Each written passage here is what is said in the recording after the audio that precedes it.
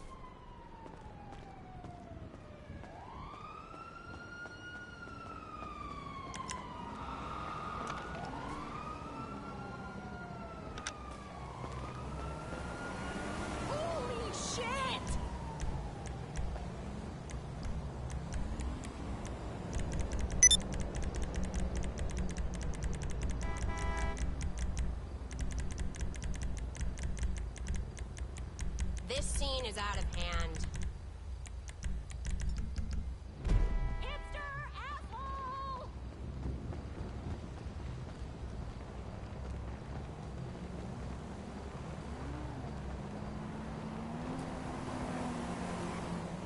Film that shit!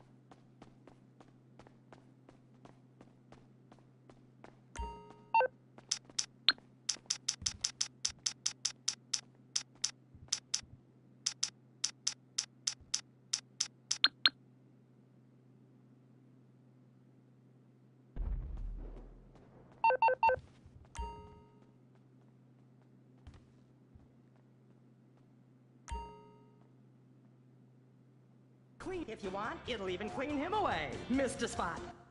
Sarah, terrifyingly. Criminals fear him. Police respect him. Women need him. Men envy him. He's the square-jawed yet world-weary hero your dad always wanted to be. He's the diamond in the rough, fighting crime by breaking rules that haven't been written yet. He's even, when appropriate, seen with ethnics and women.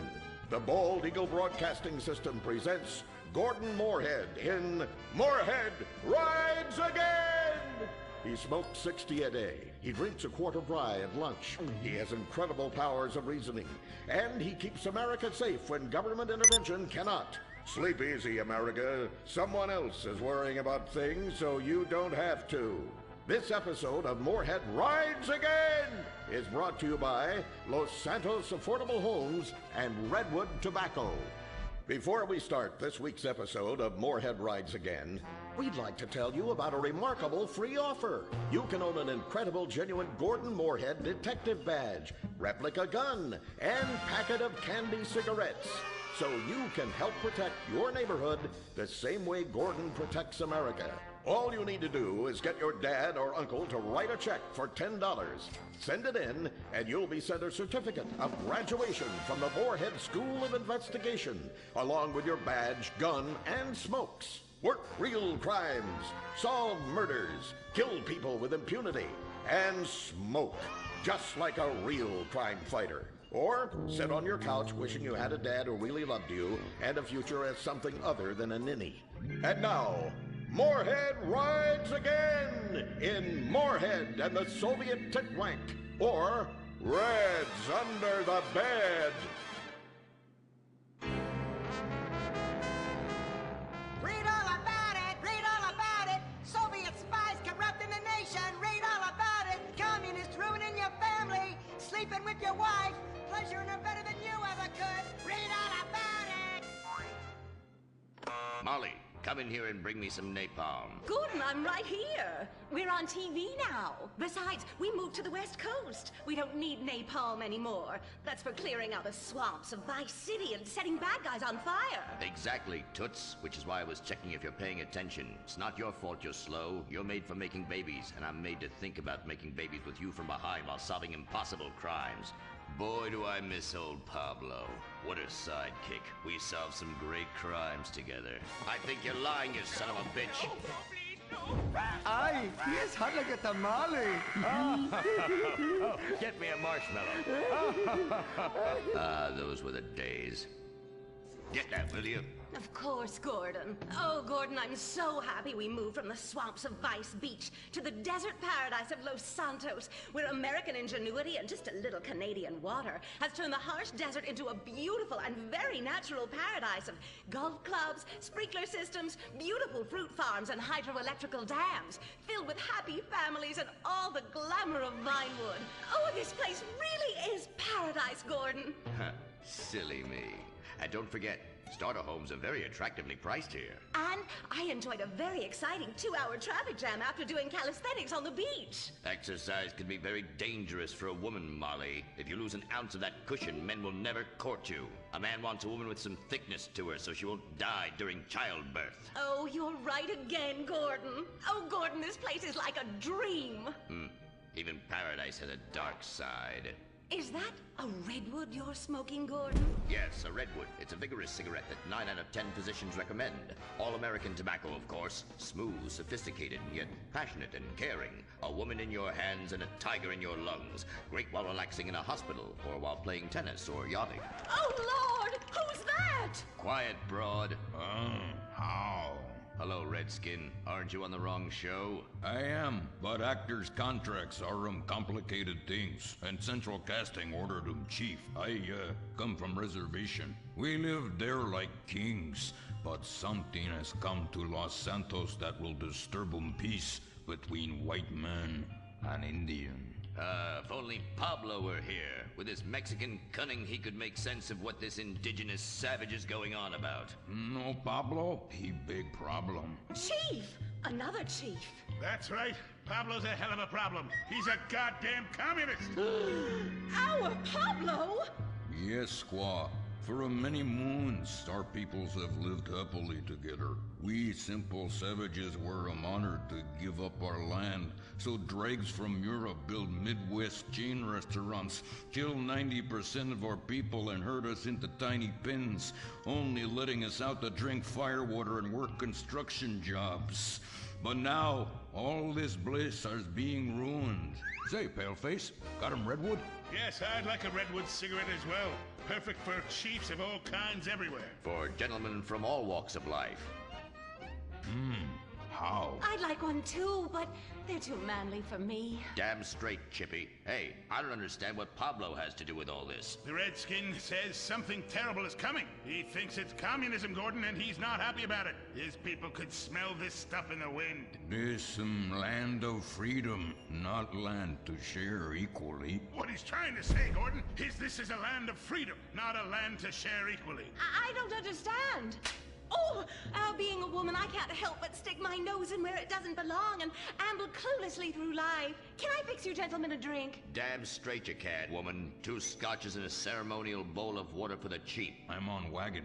I'd use the local police force, but the fact is, Gordon, they're useless. Lone existentialist crime fighters like yourself, men with an addiction to justice. They're much better at fighting evil than government fat cats and bloated examples of America's descent into decadence. Amen. We think that the commies have infiltrated the moving pictures. They're writing subversive themes into scripts to influence our children and women. The fact is, there's only one kind of red we like in this country. A redskin who knows his place and wears feathers a lot while having very little understanding of syntax. Not goddamn communists. There's communists? In Vinewood? Oh, but this used to be a nice country. Oh, Gordon, I'm scared. I'm scared too, Molly, of what I'll do when I catch them. Me scalp 'em big nasty. All right. Simmer down. Sorry. We'll have to find a way to sneak onto that motion picture studio lot and have a look around, see? I knew I can count on you. Who better to protect America than a drunk? A dame in a sensitive portrayal of indigenous people. How about we smoke 'em peace pipe? Oh, yeah. I'm in. Okay, all right, let's get out of here. I know exactly where to start. Are we going to the movie studio? No, Molly, we're going in here. Can't man think.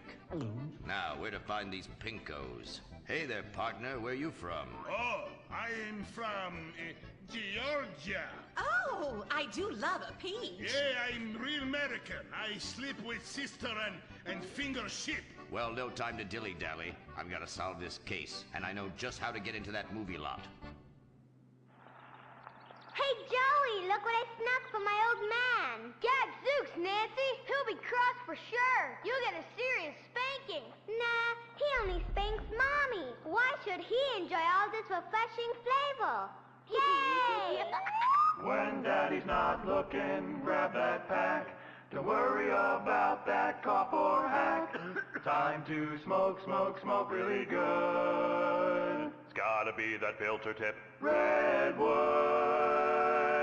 Yeah. I love you forever, Redwood cigarette. Smoking is just as fun for kids as it is for parents. Have a Redwood. Don't let adults have all the fun.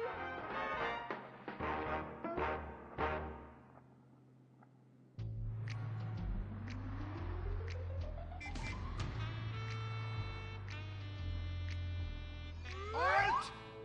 Where are you going? Look the other way, pal. We're fighting communists. Oh, I hate these communists. They killed my father in Stalingrad. Look in the writer's room. I hear the filthy socialists often meet there. Oh, Gordon, I'm scared. Shut up. You'll blow our cover. Oh, I'm sorry, Gordon. Estrogen makes me weak-minded. Let's not waste time. We haven't got a moment to lose on dull exposition or silly plot points. I want to go straight to the boss of this place. Vinewood is full of harlots and charlatans and socialist scum, and I want to know who is pulling the strings.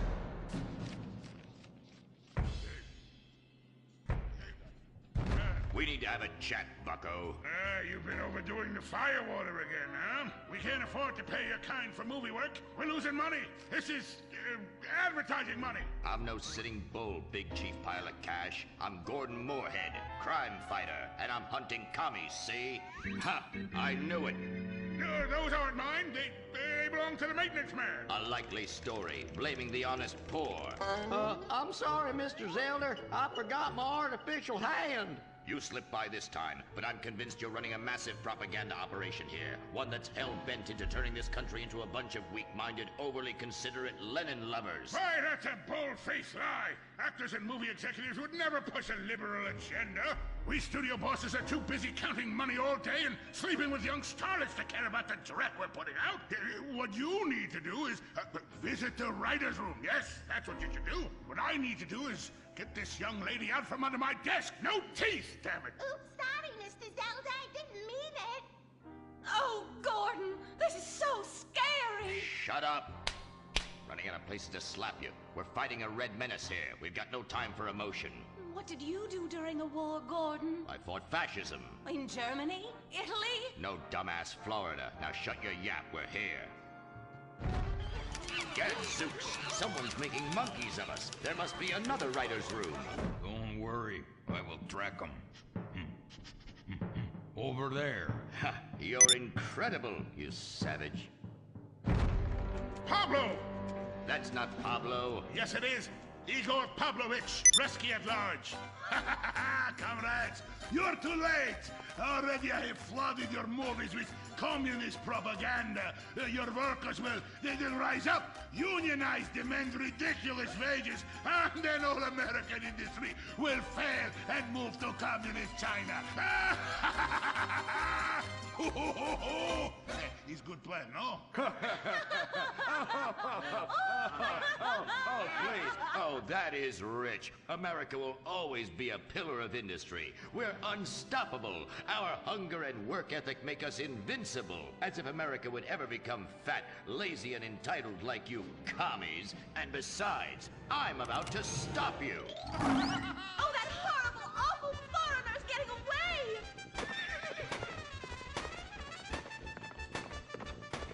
Get him, Gordon! No, bye-bye, comrades.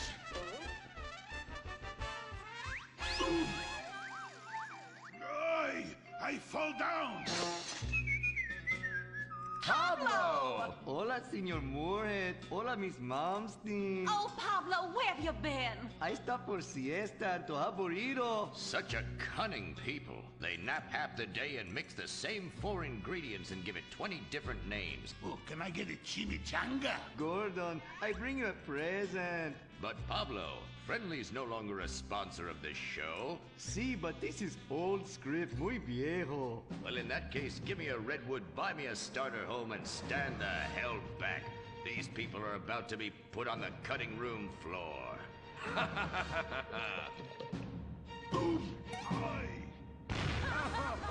I guess weeding out trouble never goes out of style.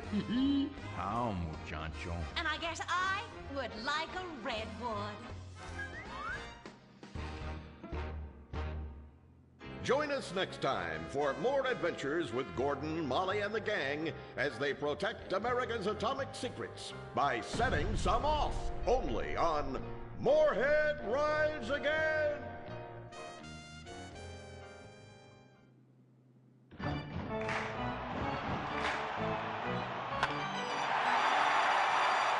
Pablo Rebazar makes $28 million a year.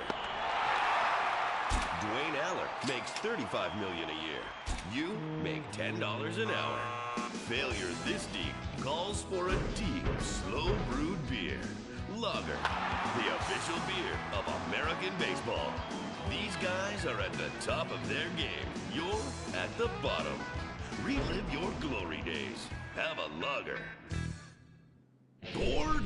Stupid? How about a fulfilling career as a stunt double?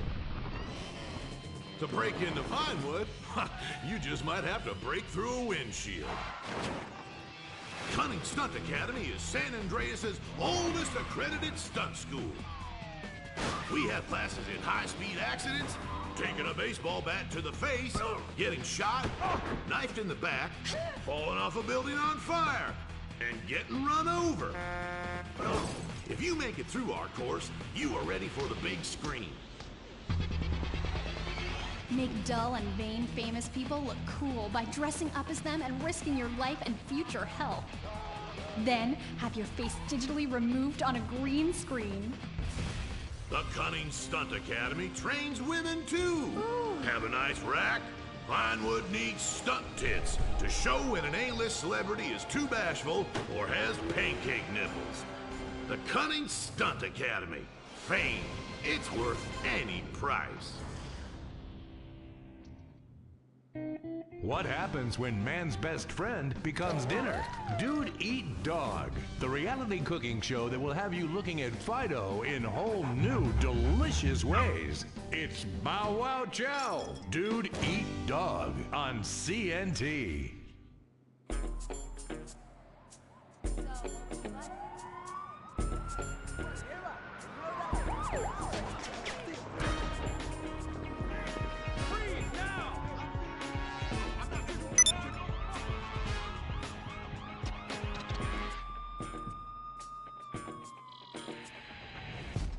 Welcome to Los Santos, the city of celluloid, sin, and cellulite removal.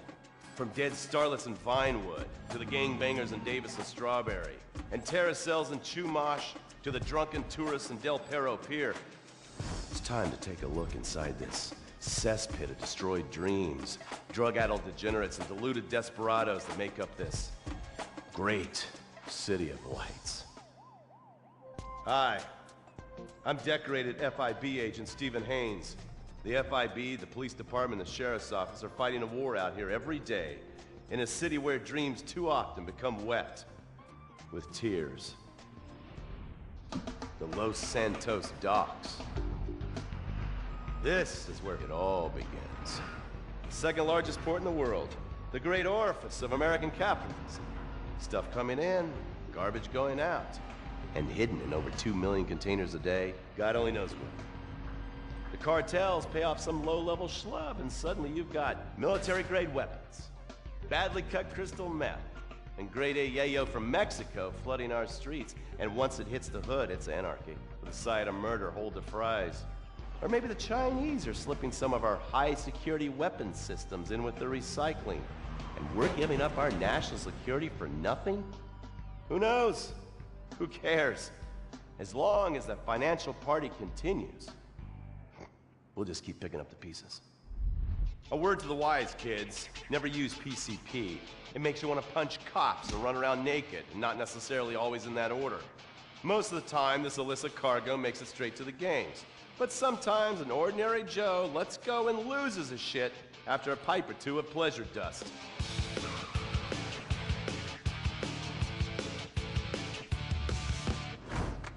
The Vagos, bloodthirsty Chicanos with a predilection for pain, papaya juice, and spicy plantains. They're one of the largest Mexican street gangs in the city, with rumored connections to several major mafias. While half the battle out here is fought with guns, the other half is with informants. Sometimes you need to become the bad guys to bust the bad guys. All right, guys, let's go. When the Ballas and the families aren't shooting each other, they're selling the dope that the junkies are shooting into their veins. The families love sports almost as much as they love banging. Flashy, arrogant, competitive, and aggressive, they are lifelong bitter enemies of the Ballas. Wearing the colors of the feud or the Corkers, the families call themselves Gang Green. Of course, like all families, they love a good squabble. Subdivided into sets, such as the Chamberlain Gangsters or the Carson Avenue set, it turns out the families love shooting each other almost as much as they love shooting Ballas. Now, the LSPD have had many run-ins with various family sets over the years. With the Ballas, the FIB take a more community outreach approach. Hey guys, stay out of trouble now. Suck my Steve Haynes. Now the Ballas fly the colors of the Los Santos Panic, or the Boers, purple. Because they are the bruise on the face. Some thugs obviously prefer 4 wheels, other desperados prefer 2. Leather, exhaust, and drugs. No, this isn't an exotic S&M party. These are one of the nation's toughest outlaw motorcycle gangs, the Lost. Rumors are they get a new tattoo for every person they stab. And it's definitely okay for your motorcycle mama to show her breasts to your friends. The FIB has been tracking the Lost for years. We've jumped from coast to coast and have spent more time in the Midwest than a tornado spotter. When they're not running meth, they're smoking it. Or so I hear, a dangerous new drug on the streets called toilet cleaner. And believe me, your toilet will be cleaned after you've smoked some of it. Of course, Vinewood being Vinewood, it's not all about leathery dudes trying to show off on their motorbikes or roided up gangbangers stuck in some 90s time warp. This is the town that made mass murder into nostalgia. Of course, to become truly popular, your murder has to be both unsolved and gruesome. In a town full of alien spotters, adults dressed as zombies, and entertainers dressed as cartoon characters, it takes something particularly awful to really catch people's attention. The famous, unsolved murder of a Vinewood starlet is one such case. For years, horny nerds have wondered what happened to Leonora Johnson, and if they would have plucked up the courage to speak to her or kill her themselves.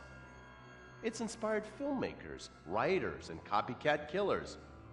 Conspiracy theorists have blamed various celebrities, the mayor, the Soviets, short skirts, women's liberation, and hidden aliens embedded amongst us for the murder. But not all crime is premeditated. Maybe drinking's your thing. Look at this drunken buffoon, proving that there doesn't always need to be criminal intent to cause serious criminal damage. Or maybe you're just an overprivileged poppycock.